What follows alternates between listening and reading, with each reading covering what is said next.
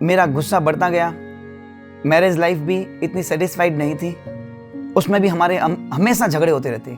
Husband और wife में इतने झगड़े होते रहते कि वाइफ ने कम से कम 3 से 4 बार सुसाइड अटेम्प्ट कर लिया था।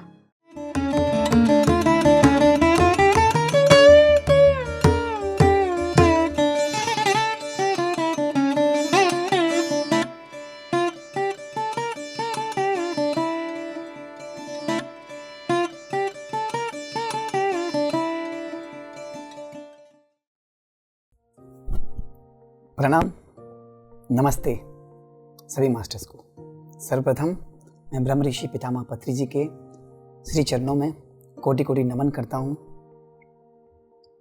मेरा नाम जुगल किशोर कोठारी, मैं राजस्थान के जैसलमेर शहर से रहने वाला हूँ। मेरी जन्मभूमि जैसलमेर है, कर्मभूमि पहले चेन्नई तमिलनाडु थी, अभी फ़िलहाल मैं अहमदाबाद में रह रहा हूँ। ध्यान जगत में आने से पहले मेरे अनुभव इस प्रकार है। जब मैं काफ़ी छोटा था, बचपन में जैसे हर एक की लाइफ होती है, वैसे भी मेरी लाइफ चल रही थी। और जैसे मैं लगभग समझने लगा कि ज़िंदगी क्या है, लाइफ क्या है, तब मेरे मन में एक सवाल उठते थे कि हम क्या हैं, हम कौन हैं, हम क्यों आए इस दुनिया में, पता नहीं, बस जिए जा रहे थे। अचानक घर के सर्कमस्टेंसेस कुछ ऐसे परिवर्तन आ गए। घर के सर्कमस्टेंसेस में ऐसा कुछ परिवर्तन आया कि मुझे अपनी पढ़ाई को बीच में छोड़ते हुए फिज़िकल चैलेंजेस की वजह से मुझे काम के चक्कर में आना पड़ा। और ऐसा ही चलता रहा, काम बढ़ते रहा, लेकिन मन में हमेशा एक दुविधा रहती थी कि पता नहीं क्यों हम इस दुनिया में आए हैं, हमें क्या करना है, हमारा लक्ष्य क्या है, कुछ पता नहीं था, बस जिए जा रहे थे। वैसे मेरा जो काम है इलेक्ट्रॉनिक्स में, मैं वर्क करता हूँ, मेरा सर्विस सेंटर है। एक बार मेरे साथ में एक घटना घटी। जैसे मैं टीवी रिपेयरिंग कर रहा था, उस दरमियान में मुझे अचानक एक शॉक लगा, इलेक्ट्रिक शॉक। जो हम नॉर्मली 220 वोल्ट का करंट होता है, वो मुझे टीवी ठीक करते दरमियान में लगा। उस समय वो वोल्ट 220 वोल्ट नहीं होते, 18,000 किलो वोल्ट का वो झटका था। मेरी ज़िंदगी का वो पहला झटका था। और मैं पता नहीं, जिस वक्त मैं ये कर रहा था, उस समय मेरे ऑफिस में कोई नहीं था, मैं एकदम अकेला था। और जो मेरा ऑफिस सेटअप था वो कुछ इस तरह था कि जो ग्लास पार्टीशन बनाया हुआ था, 5 पार्टीशंस थे, जिसमें सेंटर ऑफ द पार्टीशन में मैं गेट था जहाँ से अंदर आ जा सकते थे। रिपेयरिंग के दरमियान में जब मुझे करंट का झटका लगा, उस वक्त में मुझे कुछ समझ में नहीं आ रहा था कि अब बाहर कैसे निकले। मैंने अपने आप को ऐसे ही छोड़ दिया। पता नहीं कौन सी एक यूनिवर्सल शक्ति थी जिसने मुझे उस इलेक्ट्रिक शॉक से अलग किया और मुझे ऐसे उठा करके बाहर फेंका, जैसे कोई आदमी को उठा करके बाहर ले जा करके फेंकता है, वैसे मुझे बाहर ले जा करके किसी ने पटक दिया। कुछ देर तक मुझे कोई होश नहीं था, कुछ भी नहीं था। और थोड़ी देर बाद में जब मैंने होश मुझे आया कि मैं बेहोशी के हालत में था, उस वक्त ऑफिस में कोई भी नहीं था।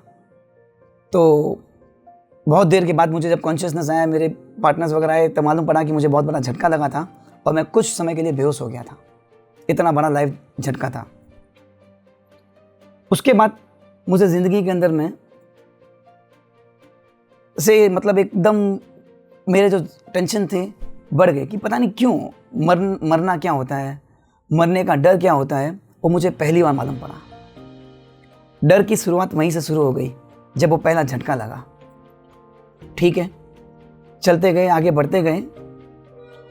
और उसके बाद से बहुत टेंशन चल रहा था, पता नहीं कि क्यों दुनिया में आए हैं, मर जाएंगे तो कहाँ जाएंगे, क्या होगा हमारे साथ में, आगे की दुनिया क्या है, धरती में आने का वजह क्या है।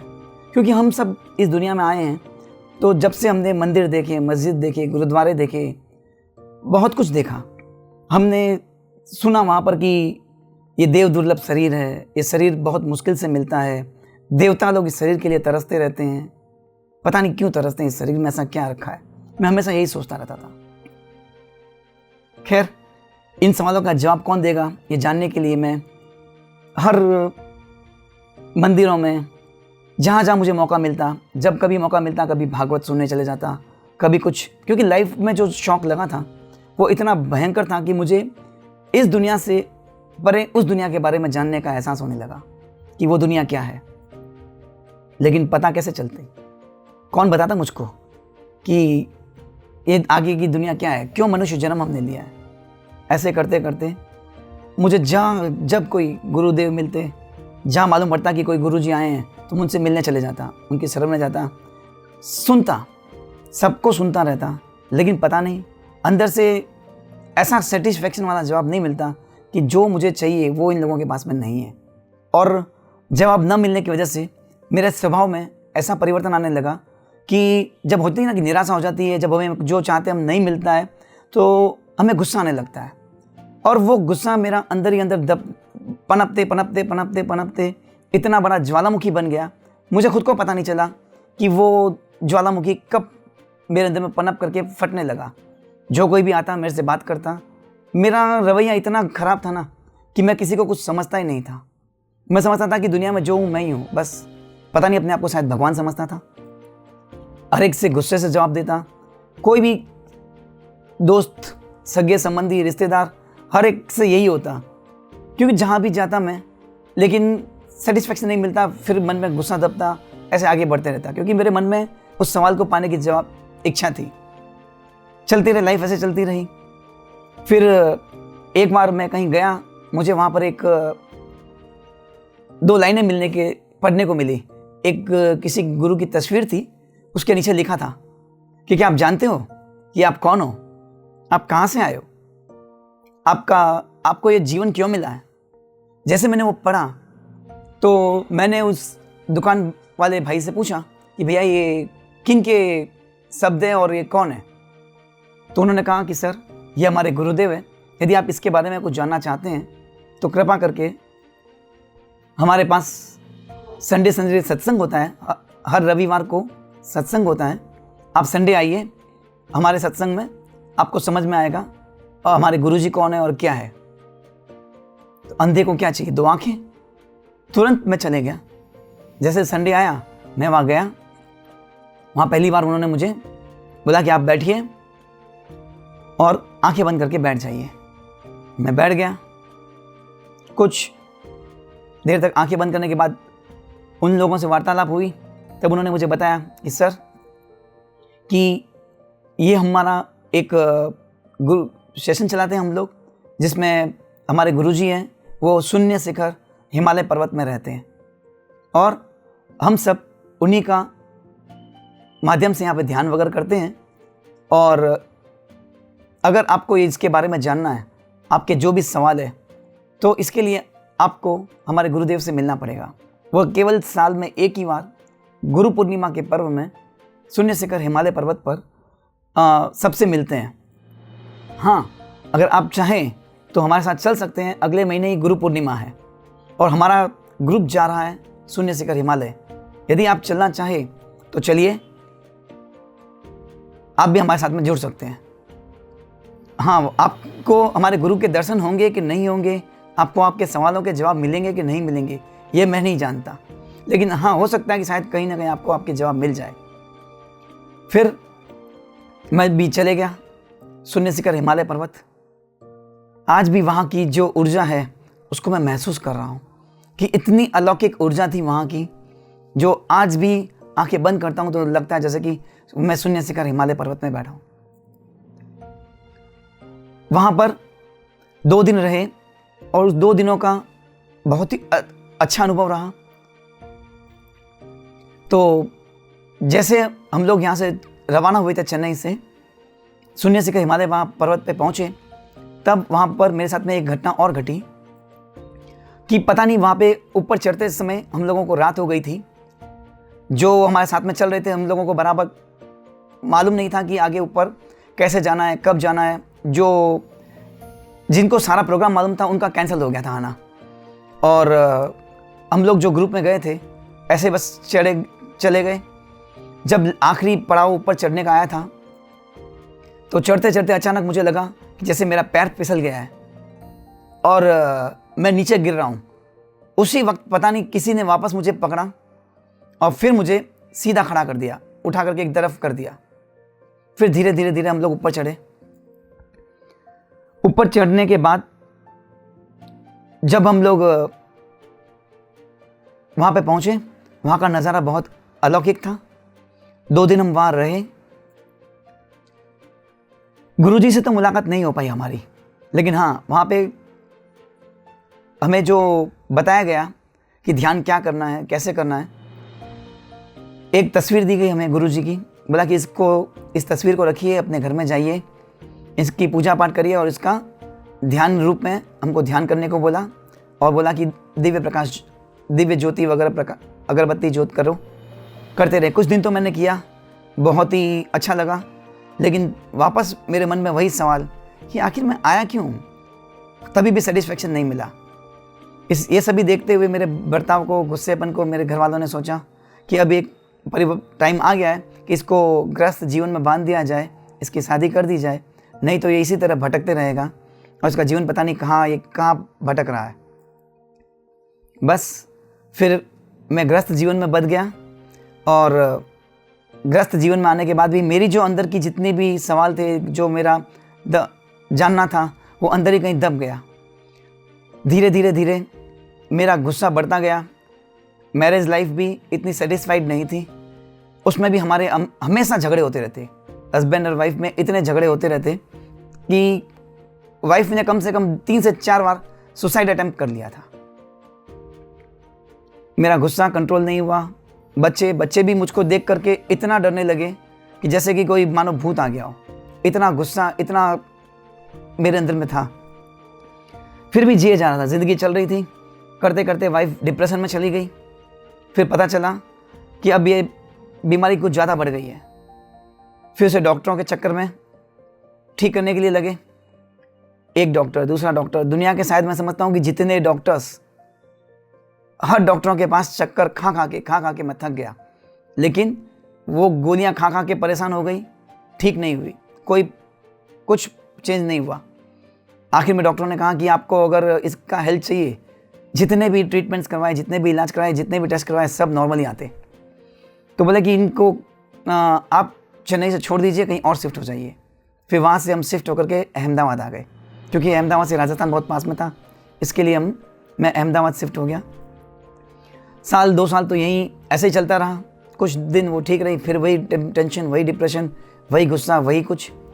जब यहाँ पर एक समय ऐसा आया कि मैं व्यापारी के यहाँ बैठा था, तब वहाँ पे कोई चर्चा चल रही थी कि हमारे कोई एक मित्र है जो बता रहे थे कि बहुत ही अच्छा डॉक्टर भी हैं, वो नेचुरोपैथी डॉक्टर्स हैं, डॉक्टर धीरेन्द्र सर और डॉक्टर पूजा मैम के बारे में बता रहे थे वहाँ पर।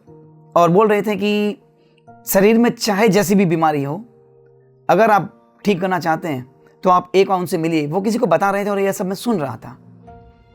तो जैसे ही मुझे वो उनका वार्तालाप पूरा हुआ, तो मैं जिस कार्य के लिए गया था वो काम तो मैंने छोड़ दिया। मैंने सबसे पहले उनसे यही पूछा, सर अभी जो आप बता रहे थे इन्हें बीमारी के बारे में कि कैसी भी बीमारी हो, क्या हो, ठीक हो जाती है, तो मैंने बोला मुझे बताएंगे सर, क्योंकि मेरी वाइफ भी बहुत डिप्रेशन में है और इसीलिए मैं चेन्नई से शिफ्ट होकर के अहमदाबाद आया हूँ। डॉक्टरों ने वहाँ बोल दिया कि बीमारी नहीं है, इनका आप स्थान परिवर्तन करिए तो शायद हो सकता है ठीक हो जाए। ठीक है, तो उन्होंने मुझे बताया कि आप एक काम करिए, डॉक्टर धीरेन्द्र सर हैं और डॉक्टर पूजा मैम है, आप उनसे एक बार संपर्क करिए, हो सकता है कि शायद आपका सोल्यूशन मिल जाए। तो मैंने उनके कॉन्टैक्ट नंबर्स लिए, मैंने डॉक्टर धीरेन्द्र सर को फ़ोन किया। तो धीरेन्द्र सर ने कहा एक काम करिए सर कि आप संडे को घर आ जाइए। फिर मैं घर गया, अपनी वाइफ को बताया कि इस तरह से ये तेरी बीमारियाँ, ये जितना मेरा गुस्सा है, ये सब चीज़ ख़त्म हो जाएगी, अपन एक बार चलते हैं, उस डॉक्टर से मिलते हैं। तो बोले मेरे को कोई ज़रूरत नहीं है, आपको जाना तो जाओ, मैं ऐसे ही परेशान हूँ, मेरे को और परेशान मत करो आप। क्योंकि वो ज़िंदगी से इतना ऊब चुकी थी ना, जिसे मेरे साथ ही नहीं रहना था। फिर भी बोले कि आप जाओ, आपको जो करना करो, मुझे नहीं पता। फिर भी मैं गया, डॉक्टर धीरेन्द्र सर के यहाँ पे गया डॉक्टर धीरेन्द्र सर के यहाँ पे गया, तब वहाँ पे मैंने देखा कि बहुत सारे लोग बैठे हुए हैं और कुछ मीटिंग चल रहा था। तो सर ने मुझे बैठने के लिए कहा, मैं वहाँ बैठा तो मैंने देखा कि वहाँ पर स्पिरिचुअल रियलिटी का वीडियो चल रहा था। उस स्पिरिचुअल रियलिटी के वीडियो में मैंने देखा कि वही सारे सवाल थे, हम कौन हैं, हम कहाँ से आए हैं, हमें इस दुनिया में क्या प्राप्त करना है। जब वो मैंने वीडियो देखा 10 मिनट का, तो देखते देखते देखते मुझे ये मेरे जो मन में दबे हुए सवाल थे वो सारे उभर गया, वो वापस सामने आ गए कि मैं कौन हूँ, मैं क्या हूँ, मैं क्यों दुनिया में आया हूँ। ये सारे सवाल मुझ में उत्सुकता बढ़ने लगी और मैं जानने लगा कि अब मुझे लगता है कि मेरे सारे सवालों के जवाब यहाँ मिल जाएंगे। जैसे वो स्पिरिचुअलिटी वीडियो ख़त्म हुआ, सर बता रहे थे, धीरेन्द्र सर की मास्टर्स लोग यहाँ अहमदाबाद में आ रहे हैं, ब्रह्म ऋषि पितामह पत्री जी भी आ रहे हैं और बहुत लोग आ रहे हैं, तो उनके लिए मीटिंग रखी गई थी। तो मुझे पहली बार वहाँ पर PSSM मूवमेंट के बारे में पता चला कि PSSM मूवमेंट क्या है, ब्रह्म ऋषि पितामह पत्री जी कौन है, उनका मिशन ध्यान जगत, शाकाहार जगत, पिरामिड जगत क्या है, इन सभी के बारे में मुझे पता चला। मुझे वहाँ ये पता चला कि हमें क्या करना चाहिए जिससे हमें हमारा ये कार्मिक लेवल भी ज़ीरो हो जावे और हम जिस पर्पज़ के लिए इस दुनिया में आए हैं हमारा वो पर्पज़ भी सॉल्व हो जाए। बस इसी तरह से मैंने उनका सब वीडियो सुना, उनका वीडियो देखा, स्पिरिचुअलिटी वीडियो का, उनके बारे में मुझे पता चला। तभी मैंने संकल्प कर लिया था, अब चाहे जो भी हो जाए मैं एक बार गुरुजी से ज़रूर मिलूँगा और जितने भी मास्टर्स आ रहे हैं अभी इन सभी के बारे में मैं अवश्य जानूँगा। ध्यान में वहाँ पे मैंने ध्यान सीखा पहली बार। आनापानासति ध्यान था कि आनापानासति ध्यान क्या होता है, भगवान बुद्ध के द्वारा दिया गया ये ध्यान है। इन सभी के बारे में मुझे पता चला। फिर मैं घर गया, घर आकर के मैंने अपनी वाइफ से बताया कि इस तरह से ये PSSM मूवमेंट एक चलता है, डॉक्टर धीरेन्द्र सर है, डॉक्टर पूजा मैम है और वो नेचुरोपैथी डॉक्टर्स भी हैं और इसके अलावा वो काफ़ी कुछ, ये गुरुजी ब्रह्म ऋषि पितामह पत्री जी, PSSM मूवमेंट के बारे में मैंने सब कुछ बताया। उसने इग्नोर कर दिया सब चीज़, बोले बस अब रहने दीजिए, आपको जो करना आप करो। क्योंकि उसने भी सुन रखा था ना कि कभी भी इस तरह का कोई सवाल या जवाब होता है तो मैं हाथ धो के उनके पीछे पड़ जाता हूँ और भटकते रहता हूँ। ठीक है, ऐसे ही मैं जैसे जैसे एक बार ब्रह्म ऋषि पितामह पत्री जी अहमदाबाद आए, मैं वहाँ गया, मैंने देखा कि उनके अंदर में इतनी तेज आभा, तेज ऊर्जा थी जो मैंने महसूस की कि वाकई में बहुत अलौकिक शक्ति है। एक गुरु जिसे कहते हैं, जो अंतर मन से एक आवाज़ निकलनी चाहिए कि हाँ, जिसे देख के हमें नमन करने को मन करे। वैसे मैंने उन्हें मन ही मन नमन किया, प्रणाम किया और उनका जो प्रोग्राम चल रहा था 2 घंटे उन्होंने हम सबको वहाँ पर ध्यान करवाया और पहली बार वहाँ पे मुझे ध्यान का अनुभव हुआ। बहुत अलौकिक था। मुझे पता चला कि हम सब इस दुनिया में क्यों आए हैं और जो मेरे सवाल थे, शायद इन सवालों के जवाब मुझे धीरे धीरे मिलेंगे, बहुत जल्द मिलेंगे, क्योंकि ये तो बस शुरुआत थी। उन्होंने यही कहा था कि अभ्यास करो। किसी भी चीज़ की अगर ज़रूरत है तो 3 चीज़ें आनी चाहिए, तमन्ना, तरीका और उसका अभ्यास। यदि आपको कोई चीज़ पाना है तो उसका पहले मन में तमन्ना होनी चाहिए, फिर उसका तरीका पता होना चाहिए और फिर उसके लिए अभ्यास करना चाहिए। तो जब जब मुझे मौका मिलता मैं घर में बैठता, धीरे धीरे ध्यान में बैठता। ऐसे करते करते करते 2 साल निकले। इन 2 साल के दरमियान में बहुत सारे मास्टर्स अहमदाबाद में आए, रामाराजू सर आए, रागिनी मैडम आई, शेखर सर आए, ऐसे न जाने कितने, अभी तक कई मास्टर्स का तो मैं नाम भी नहीं जानता। कई मास्टर्स आए, मैं सबको सुनता गया। जैसे जैसे मैंने उन सबको सुना, वैसे वैसे मुझे मेरे अंदर में ज्ञान जागने लगा। एक एक सवाल का जवाब मुझे मिलने लगा कि हम दुनिया में क्यों आए हैं, हमें क्या चाहिए, सब कुछ। बस इसी तरह से मैं धीरे धीरे जब कभी टाइम मिलता 10 मिनट, 5 मिनट, 15 मिनट बैठ के ध्यान करता, लेकिन ध्यान करने का समय मिलता नहीं। हाँ, लेकिन मेरे स्वभाव में जो मेरा गुस्सा था वो थोड़ा थोड़ा कम होने लगा, वो थोड़ा थोड़ा कम होने लगा था।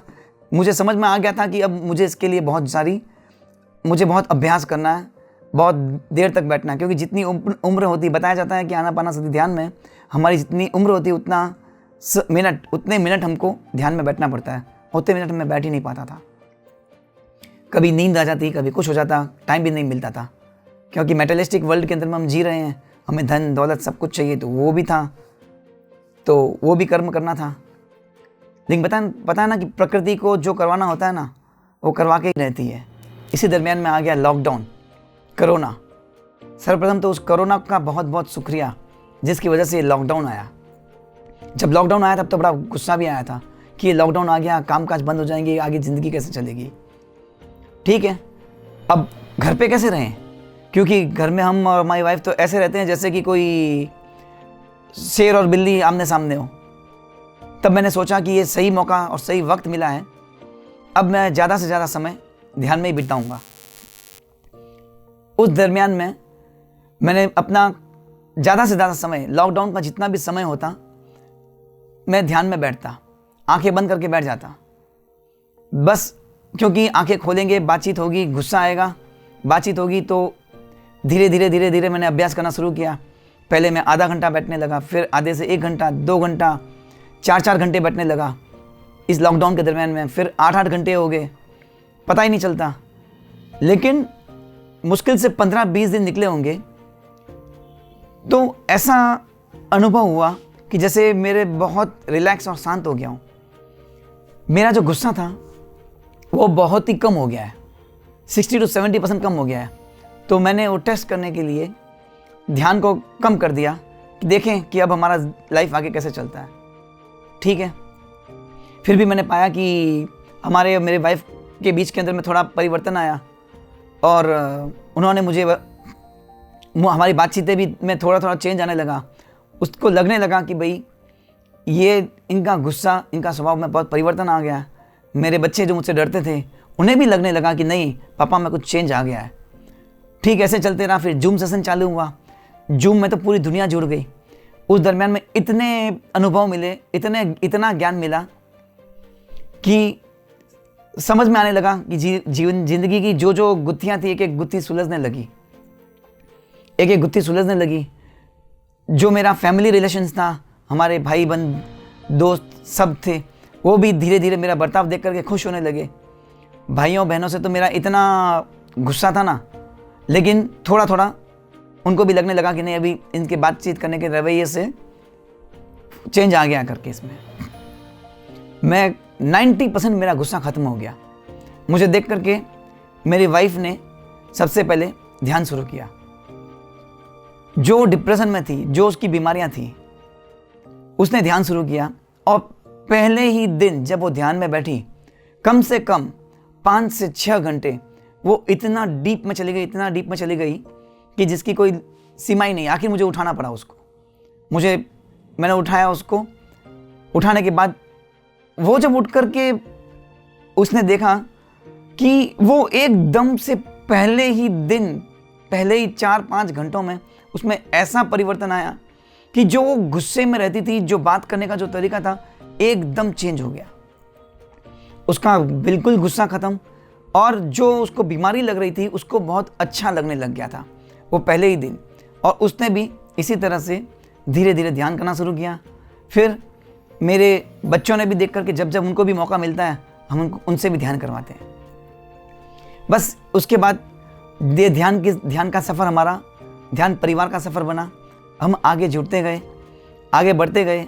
हम लोगों ने थोड़ा करके ध्यान के बारे में सबको बताते चले गए, क्योंकि पथरी जी सर का यही मैसेज है कि जैसे ही आप ध्यान सीखें, पहले ही दिन से ध्यान के बारे में प्रचार करना शुरू कर दो। सच्ची सेवा क्या है, और अपनी पहली सेवा यही है कि ध्यान का प्रचार करो। जितना हो सके उनको आप ध्यान के बारे में बताइए। इससे पहले, ध्यान में आने से पहले, हम यही सोचते थे कि मंदिर, पूजा पाठ, इसी सभी में लगे हुए रहते थे। तो अब वो धीरे धीरे मुझे मेरे उन सवालों के जवाब मिलने लगे कि हम देव दुर्लभ क्यों हैं। हमारे शास्त्रों में भी हमें बताया गया कि देवता इस शरीर के लिए तरसते हैं। ये सवाल मेरे मन में हमेशा चलता रहता था। तो मुझे पता चला कि देवता इस शरीर में आने का एक ही कारण चाहते थे कि उन्हें इस शरीर के माध्यम से वो ध्यान कर सके। हमने जब भी कहीं टीवी में देखा है, चाहे फिल्मों में देखा है, चाहे विष्णु भगवान को देखा है, चाहे किसी भी भगवान को देखा है, सारे भगवान ध्यान में बैठे रहते हैं। पता नहीं किसके ध्यान में बैठे रहते हैं। तो वो सब के सब अपने श्वासों के ध्यान में बैठे रहते हैं। अपनी श्वास ही अपने गुरु है, अपनी श्वास ही अपना गुरु है। यह सब हमें पता चलने लगा। और मुझे ये पता चलने लगा कि भगवान राम हो, चाहे भगवान कृष्ण हो, चाहे कोई भी भगवान हो, सभी भगवान इस दुनिया में आए हैं, जन्म लेके ही आए हैं। किसी ने अवतार नहीं लिया। जिस तरह हमने जन्म लिया है, उन भगवान ने, उन देवी देवताओं ने भी जन्म लिया है। तो उन्होंने ऐसे कौन से कर्म किए कि वो भगवान बन गए। तो हम क्यों नहीं भगवान बन सकते? ये हमारे गुरुजी हमको बोलते थे। तो जब हमें सच्चाई का पता चला, अनुभव मिला कि नहीं, हम ध्यान के माध्यम से हम भी उस मुकाम को पा सकते हैं,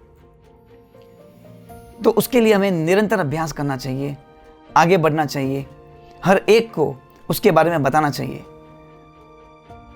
तो इसी तरह ध्यान जगत के अंदर में जो मेरा अनुभव था, उसके बाद मैंने ये सब कुछ सीख करके अभी हम अपना ज़्यादा से ज़्यादा समय इसी में लगाते हैं कि आप अपने अनुभव को दूसरों को बताते हैं कि भैया मेरा ध्यान में आने से पहले जो मेरा सफ़र था वो बहुत इतना क्रिटिकल था, लेकिन अब मुझे एक एक सवालों के जवाब मिल गए। जो कोई भी मेरे इस वीडियो को देख रहा है, भाई बंधु दोस्त, उन सभी को मैं एक ही मैसेज देना चाहूँगा कि हम देखते आ रहे हैं इस दुनिया के अंदर में कि दादा परदादा हर कोई पता नहीं इस भौतिक जगत के अंदर में क्या पाने की होड़ में, बस इस मेटेरियलिस्टिक लाइफ में पैसा कमाने के लिए यहाँ से वहाँ भटक रहे हैं। क्या करेंगे इन पैसों का? हम अपने सामने अपने दादा परदादा को जाते हुए देखा है, मैंने तो अपने माता पिता को भी जाते हुए देखा है। ये जितना पैसा धन दौलत इकट्ठा की है, सब यहीं रह जाता है। तो क्या साथ में चलता है?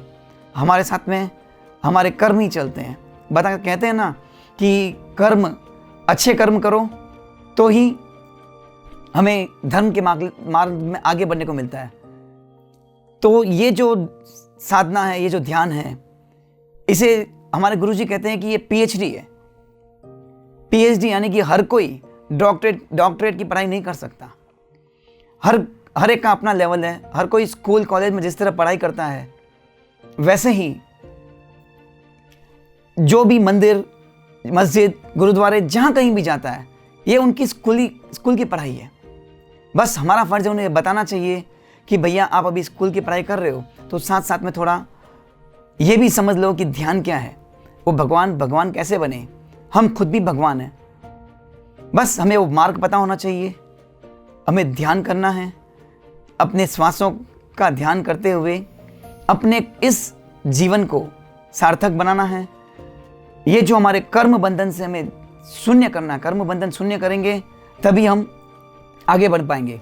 मैंने यहाँ पे ये भी सीखा कि वाक शुद्धि कैसे की जाती है, अपने शब्दों का प्रभाव कैसे हमारे दैनिक जीवन में पड़ता है, वाक शुद्धि क्या होती है, कर्म सिद्धांत क्या है। ये दुनिया के अंदर में ये सब कुछ मैंने सीखने के बाद मुझे समझ में आ गया कि अब मुझे केवल और केवल इस दुनिया में रहते हुए, जो कर्म करते हुए भी इस कर्म बंधन में नहीं पड़े। अंतिम शब्दों में अपने पितामह पत्री जी को प्रणाम करता हूँ, उनका धन्यवाद करता हूँ, सारे एस्ट्रल्स मास्टर का धन्यवाद करता हूँ। अंतिम बात मैं ये कहना चाहता हूँ कि मेरा अब लक्ष्य ध्यान जगत, शाकाहार जगत, पिरामिड जगत है। और जो कोई भी इस वीडियो को देख रहा है, वो इसे भी अपना लक्ष्य बनाए, अपने जीवन को सार्थक करे। धन्यवाद।